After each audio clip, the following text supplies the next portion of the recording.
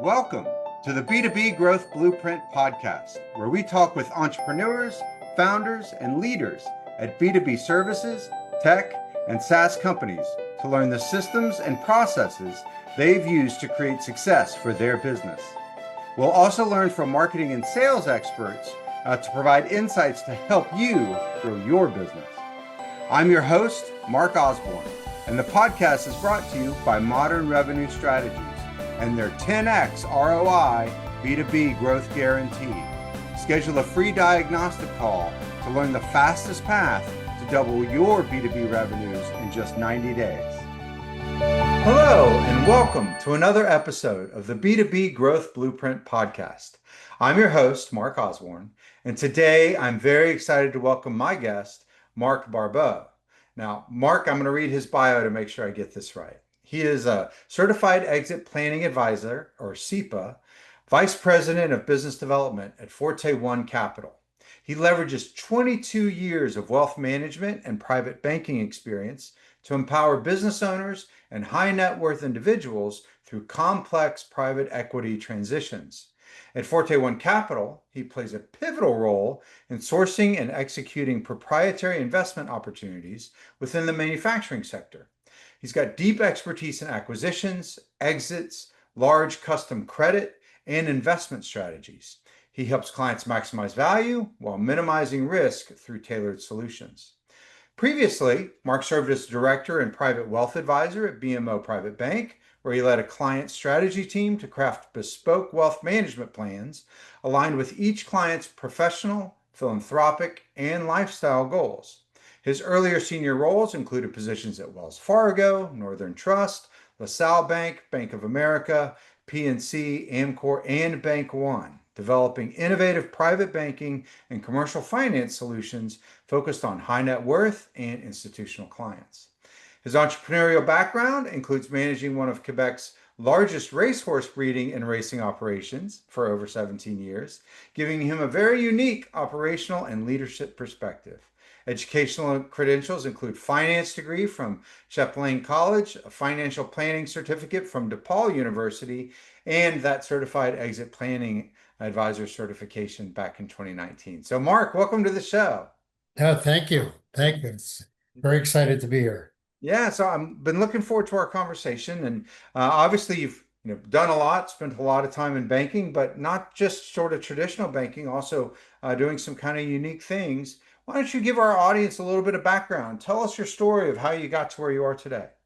Sure. So, I started in the financial services primarily as a senior private banker, doing customized credit for ultra high net worth individuals. And that would be including their business. It would include real estate and also personal loans for them. Very unique opportunity to kind of get to know somebody on a really personal level and try to bring some thought to the table in regards to different structures that they can take advantage of. That's right. And provide them the lowest cost to access capital. And so with that, I really started going into the cross-selling of the investment management business as well during that process.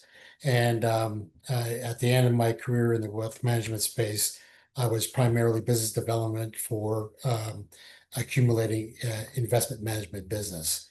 And in doing so, I focused on the area of business succession or business exit strategies because of, in my view, that's the primary vehicle of wealth creation in the United States is through the business owner exiting a sale of a business.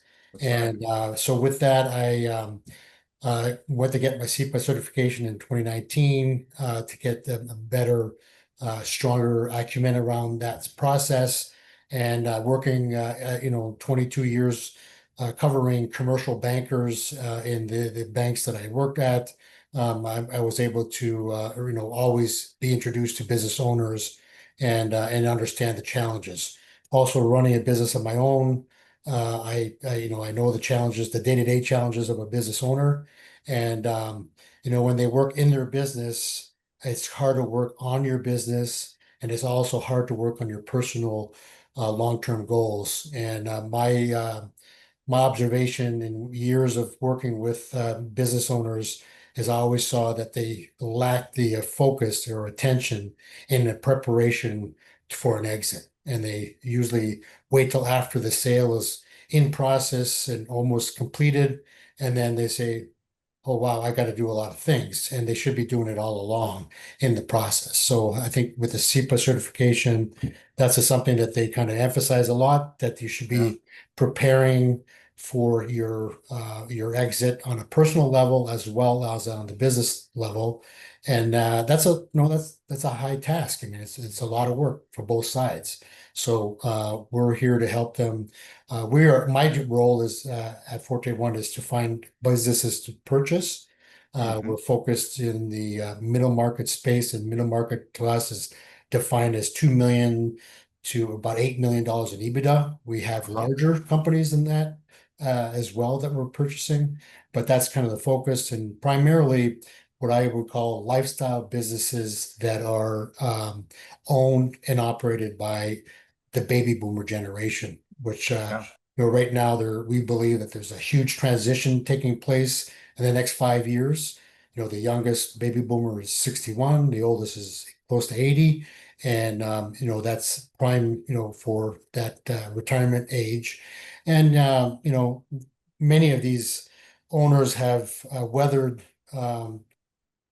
really difficult times during the financial crisis in '08 with COVID recently.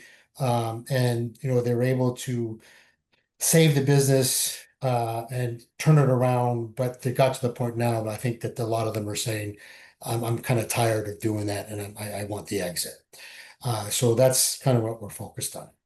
Yeah. So you raise a couple of really interesting things in there. And one is this idea that, for business owners and, as an entrepreneur myself, like I've always sort of lamented how little I invest in, the stock market, 401k type things because I'm generally investing in my business. And there's some stats from the Exit Planning Institute that shows that for most business owners, in fact, most of their wealth, about 70% of their net worth or more, is tied up in their own business, not in external investment sort of strategies. And so made me feel a little better about sort of, my investment strategy of focusing on building that.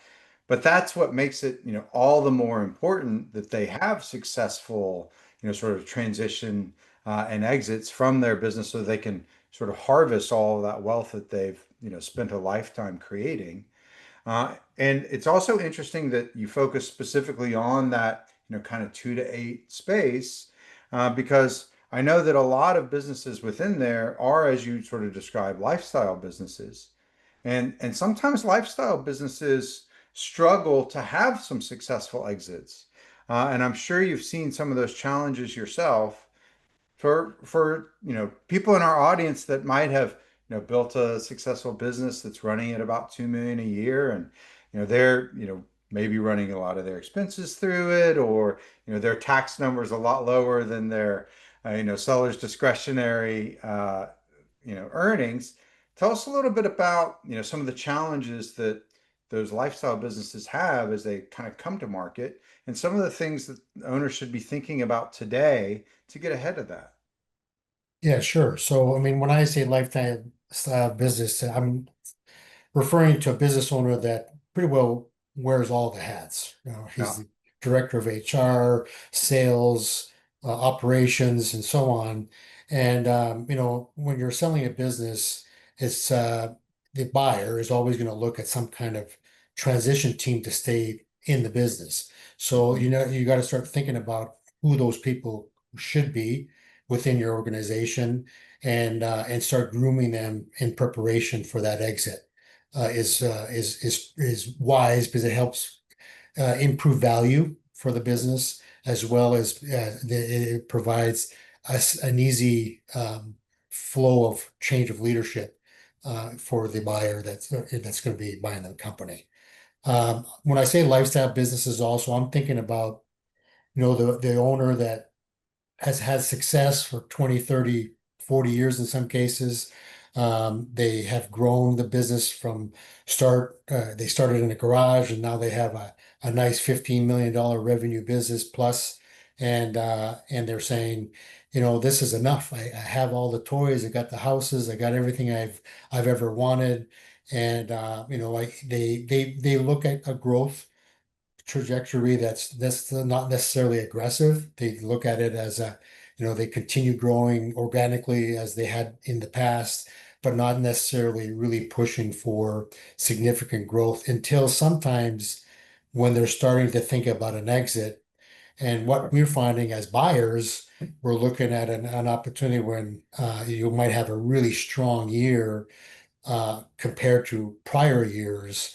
And a lot of times the owner thinks that he's going to have an exit multiple on that last year.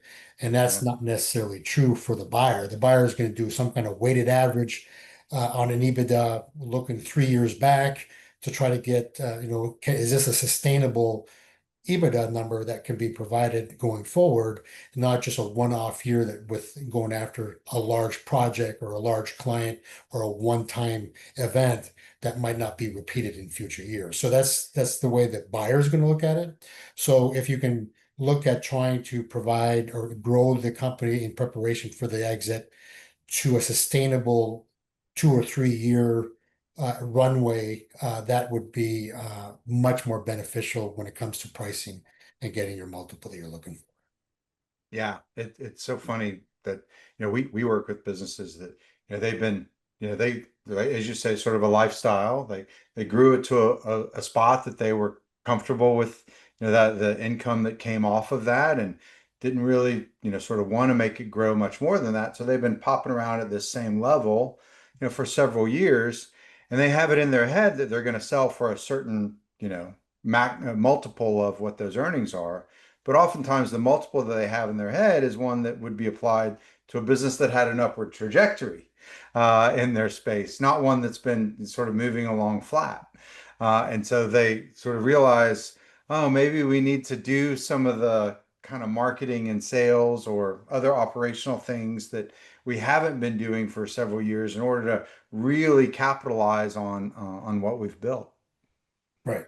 Yeah. Right. And then identify the buyer is most often or most probably going to look at what's the growth opportunity for this business after acquisition and identifying markets that they could be exploring and have knowledge of those markets and how you would as an owner would go to market with a growth strategy for that buyer. That's always a helpful conduit for that. We always look to have the owner stay on for a couple of years in the transition period. Hmm. And that's typically not something um, that's challenged by the owner. They kind of want to do that. The other thing that we find important while we're talking to business owners is, somebody that's built the company for 40 years, it's their baby, right? I mean, it's just like Yeah. a child. And what we try to do is preserve the legacy, so the brand of the business. So if we particularly try to look at businesses that are the primary provider of that particular product in a given market. So they have a brand recognition in the marketplace. And we would maintain and preserve that legacy as well as we value their employees. So a lot of times the owners are worried or concerned about their employees, and our strategy is to do as best as we can to preserve the employee base and to have him or her identify employees that could be evolve into a new management team or maybe already there if they've done what they should be doing is grooming somebody in a management position in different areas of the organization. And we would like that, and we would really want to help with our operating partners come in and help coach and mentor those employees and help them engage and execute on a growth strategy that we would put in place. That's So right. and that's in for the most part has been very well received by the owners that we're talking to and when we're doing acquisitions.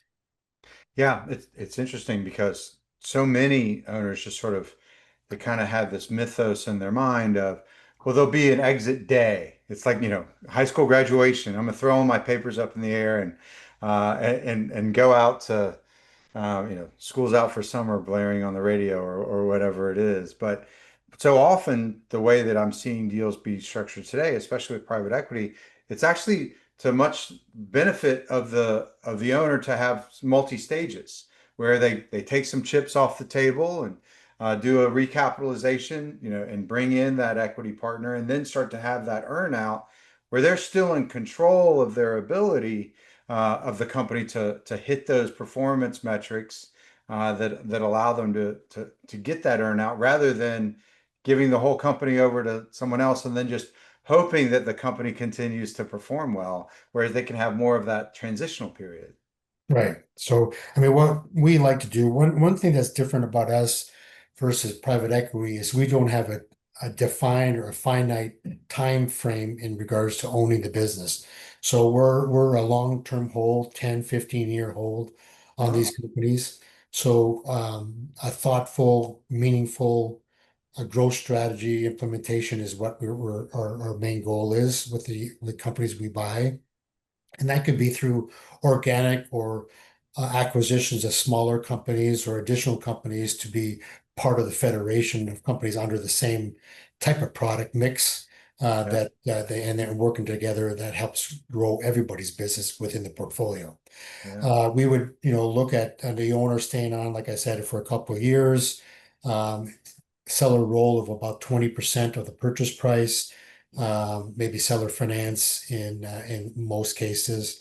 And then there would be, growth strategy implemented with some potential earn-out opportunities that could benefit from the long-term hold in addition to the equity play that they have in there. So there's some matrix that can entice them to work with us and help us grow the company because it's beneficial for both. Yeah.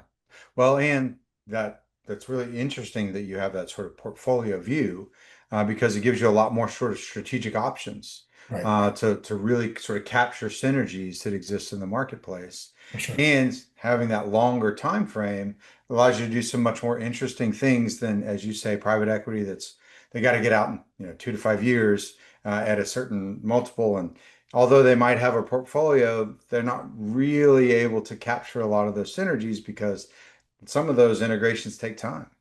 Right. Right. And a lot of times the difference also with the private equity is that they might have a 5 or 7 year hold period.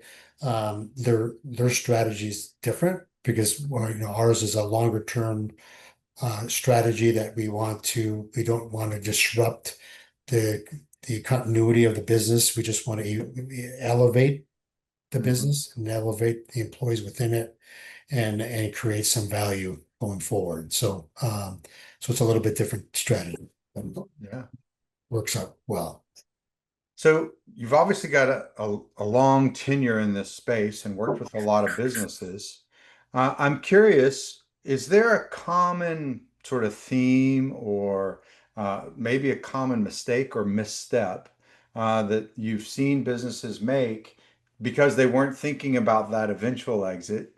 And so then they kind of maybe built some bad habits or maybe overlooked some things that if they had done this earlier, it would have led to a better eventuality. Any sort of watch outs that you might share with our audience of, business owners, entrepreneurs that they should be thinking about today to be ready for that eventual exit? Yes, I mean, I think that many don't do their financial planning, personal financial planning, well enough in advance in a transition. Bigger the Yeah. company, more complex that can be. It could be, I mean, I had just as an example, um, when I was in the wealth management side, somebody sell a $200 million business. And what they did is they had a really good CFO with a really strong background in tax planning. And they had transferred stock to the children in an irrevocable trust Right. and also to his spouse in an irrevocable trust years before the exit took place. And that was really beneficial because there's discounts in the transfer. There's all Yeah. sorts of reasons why you should really talk to a really good tax advisor to help you think through that and prepare. So on the personal side, the financial side, the estate planning side, that would be one thing that I would say that we don't see very often. Yeah. Second one would be customer concentration, like a high percentage of the revenue comes from one or two major customers. That's a discounted valuation for the buyer. Yeah. So you might want to, pay attention to that and see how it grows.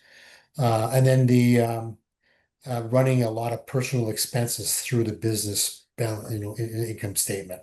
And that's problematic because not only for the buyer, because they're going to really look at that closely, but also the buyer's lenders when they are looking to finance the acquisition.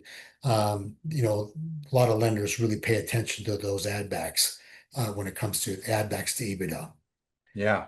So, Well, and so I know so many entrepreneurs, they have the real number of what the business makes versus the tax number, right. because they're trying to minimize that sort of tax exposure. But as you start to get ready for that sale, maybe it's time to start to make a transition between those two to have a better picture of the books. For sure. And also it's a often a financial wake-up call because there's a lot of I know all of a sudden I had another client made a comment that sold a business and he says, I had my personal assistant, do all my personal stuff. Well, now I Uh-huh. don't have that assistant anymore. It's kind of like, Right. I feel like a one-legged stool. And he said, so it's funny that that's come up several times in the sale process where they say, my assistant did a lot more than I thought he or she Yeah. did, and that was a big difference after the sale. So, and the other one is the what we are concerned about as buyers is Mhm. the emotional readiness of the owners selling the business, because you put a lot of time and effort into due diligence in the process of purchasing a company, and then you don't want to come to the table at the end of the day, and then they just say, "I just can't sell it." That's right. That is something that is a lot of time and expense to go through the process of due diligence on purchasing a business, and we don't want to be as a buyer in those situations when the business owner is not emotionally ready for that sale. Yeah. And then they should really think about what they're going to do with the next chapter. So that's part of the reason why we like keeping the owner into the business as a minority equity player, as Hmm. well as continuing running the business during the transition period for a couple of years. And it's because he eases his way into that shock and awe of not owning, I'm not running the company down the road and the total exit. That is it's a life-changing event. So we recognize that, and we want to make that process smooth and easy for the owner. I mean, Yeah. there's always a situation where there might be a death or there might be an illness that's driving the sale of a business. That's different. But when it's an owner's deciding that this is now the time to retire for whatever reason, those are things they need to really start thinking about. Yeah, it's so interesting to hear you talk about that personal component because before I started really studying the exit planning space and doing the SEPA certification like yourself, I was sort of like, why would people care about that owner's personal preparedness, that personal readiness? Why does the next buyer care whether they're going to go, golf all day or if they're going to start a foundation for kids or whatever it might be? And then the startling statistic that came up is the number one reason why most businesses don't sell is that the sellers get cold feet. Right. And so, if you think about all the work that goes into the diligence and all of the effort from highly paid experts to analyze the business and look at it, to then at the last minute have the owner just back out because they didn't take care of some of those personal things that if they'd had a little bit of coaching, they would have. Correct. And so that's a really interesting perspective to think about as you think about the overall dynamics of what causes deals to derail. It's that cold feet at the end, and Yeah. by planning for that in advance, you can really sort of anticipate and mitigate that risk. Correct. Yeah. Yeah. So again, Mark, you're an expert in lots of really interesting topics that I'd love to spend more time talking with you about, but I got to be mindful of your time. Yeah. But before I let you go, like tell us, specifically about your practice there, and who do you work with? Who should reach out to you? Well, I mean, a couple of really good opportunities for me would come from either other advisors that would be touching that business owner in the process of planning for an exit. It could be an M&A attorney, it could be an accountant, it could be the business owner themselves. Say, you know what, I'm thinking about selling my business, and I like what I heard in your process and what your mission is. I would like to talk to you about it. And one thing that, because of my background on the wealth management side, I have all sorts of referral possibilities to, refer them to really good people that can give them really solid advice in a preparation for the personal stuff in regards to a sale of a business. And then the same thing, there's definitely opportunities within commercial banks that have divisions that help a business owner in the preparedness of preparing the business for the sale also. But also the SEPA certification, people that have that certification, there's definitely people that in that space that have those skill sets too that can help them and help them prepare the business for sale. Awesome. So for folks that are listening and love your approach, this longer time frame, more strategic kind of investment that might fit within that, sort of 2 to 8 million-ish kind of sweet spot, what's the best way for them to get in touch with you? They can reach us at me at forte1capital.com, Okay. and it's FORTEONE Uh-huh. capital.com. And or my email address is m.barbeau, BARBEAU, at Forte One Capital, all one word.com. Awesome. Well, Mark, thank you so much for taking the time to join us today. I really enjoyed our conversation. I'm sure our audience learned a lot. Yeah, thank you for the interview, and it's really delightful to be part of your organization. Talk to you soon. Thank you. Thank you for joining this episode of the B2B Growth Blueprint podcast. We hope you've gained insights to grow your business. If you enjoyed this discussion, please rate, comment, like on your favorite platform, and share to others who will find it useful. Do you know a CEO, founder, or leader at an early stage B2B services, tech, or SaaS company who would like to be a guest and share their story? Send us a note. Let's schedule a conversation.